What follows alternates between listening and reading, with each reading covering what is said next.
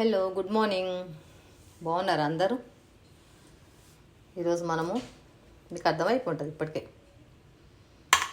ఈ సొరకాయలు, ఎగ్స్, పచ్చిమిరపకాయలు వీటితో అంటు పులుసు చేసుకుందాం. చాలా బాగుంటుంది, చూడండి మిస్ అవ్వకుండా. 1.5 స్పూన్ నూనె వేసిన దీంతో. నూనె కాగింది, దీంట్లో ఆవాలు, జీలకర్ర, మినపప్పు, పోపు దినుసులు వేసుకోవాలి. ఒక ఎండుమిరపకాయ తుంచుకొని వేసుకోవాలి. కట్ చేసి పెట్టుకున్న 2 పచ్చిమిరపకాయలు,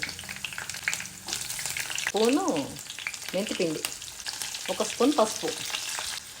అది వేగలోగా ఈ గుడ్లకి ఇట్లా కాట్లు పెట్టుకోవాలి. 4-5 కాట్లు పెట్టుకోవాలి. మొత్తం అన్ని గుడ్లకు పెట్టుకోవాలి. ఇప్పుడు ఈ ఎగ్స్ అన్ని ఈ కడాయిలో వేసేసుకోవాలి. మంచి ఆయిల్లో కొంచెం వేగితే పైన పొర, ఎగ్ పొర క్రిస్పీగా అయ్యి మంచిగా టేస్ట్ బాగుంటుంది తింటుంటే. కొంచెం వేగాలి ఇవి. ఎగ్స్ అన్ని వేగిపోయినాయి. ఇవి ఇట్లా అన్ని బౌల్లో తీసి పెట్టుకోవాలి. తర్వాత తరిగి పెట్టుకున్న సొరకాయ ముక్కలు,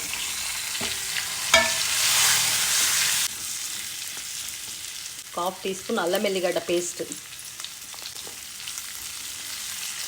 ముందు వేస్తే దీనికి కడాయి కప్పుకోకపోతుంది, అంటే కొంచెం తర్వాత వేయాలి. మూత పెట్టి 1-2 నిమిషాలు ఉడకనిద్దాం. అప్పుడే మంచి స్మెల్ స్టార్ట్ అయిపోయింది.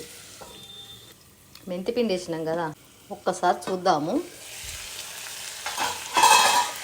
కొద్దిగా ఉడికినాయి, ఇంకా ఉడకాలి.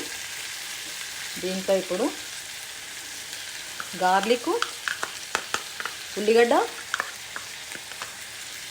మిరప్పొడి పేస్ట్,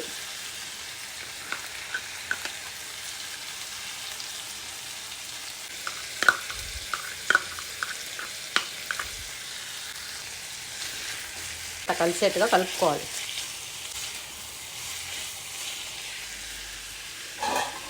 మళ్ళీ 1 నిమిషం మూత పెట్టేద్దాం. ఒక్కసారి చూద్దాము. మంచిగా వేగినవి. దీంట్లో ఎగ్స్ వేసేసుకుందాం.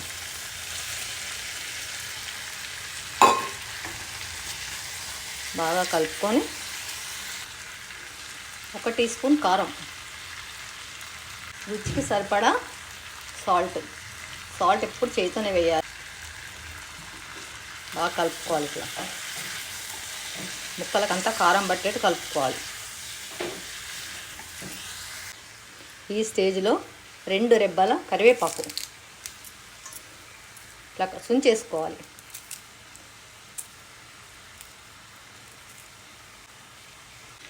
ఇప్పుడు కొద్దిగా బెల్లం, ఒక చిన్న టీ స్పూన్, 1 టీ స్పూన్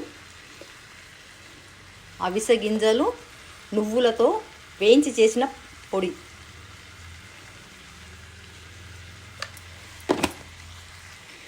ఇవన్నీ బాగా కలుపుకొని ఒక చిన్న లెమన్ సైజు చింతపండు నానబెట్టి జ్యూస్ తీసినాను, అది వేసుకోవాలి. ఇందులో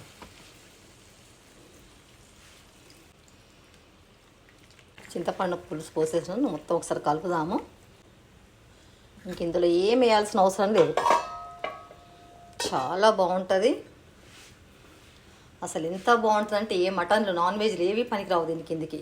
ఒక్కసారి రుచి చూసినామంటే ఎప్పుడు అదే కావాలనిపిస్తుంది, అంత బాగుంటుంది.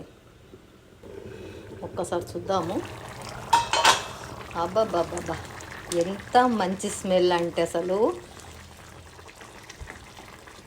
సౌండ్, ఆ స్మెల్, దాని స్ట్రక్చరు అసలు ఎంత బాగుంది చూడండి చూస్తుంటేనే. ఇంకొక 2 నిమిషాలు ఉడికితే సరిపోతుంది, అయిపోతుంది. మళ్ళీ మూత పెట్టేద్దాం.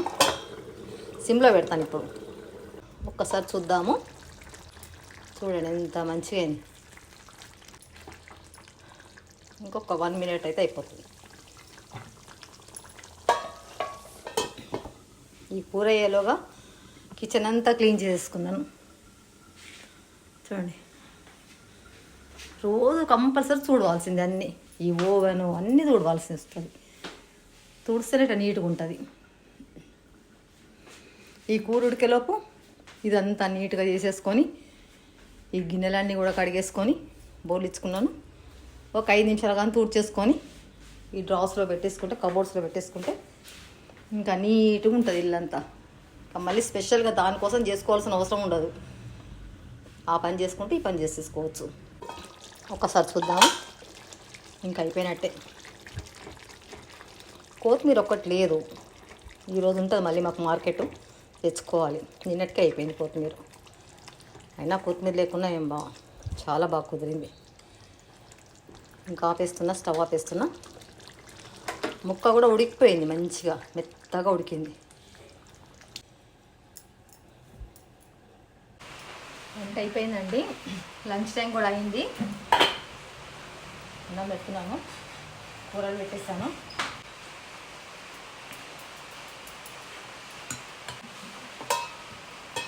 ఇప్పుడు మనం ఇందాక చేసుకున్న సొరకాయ కోడిగుడ్డు పులుసు,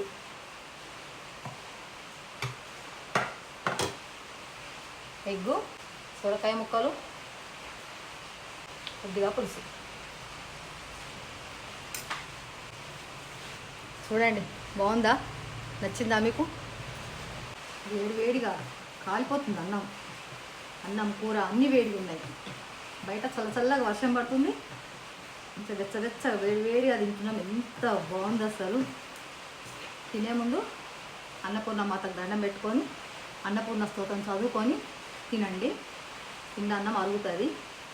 ఈ విధంగా అదృష్టం ఎంతమందికి ఉంటుందండి. రోజు ఈ విధంగా అదృష్టం ఉండాలని అన్నపూర్ణ మాతకు నమస్కరించుకొని తినాలి.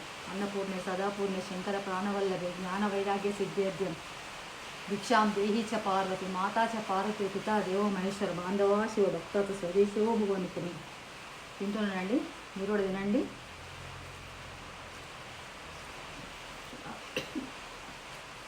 చాలా అంటే చాలా బాగుందండి. చేసుకోండి, తినండి, ఎంజాయ్ చేయండి.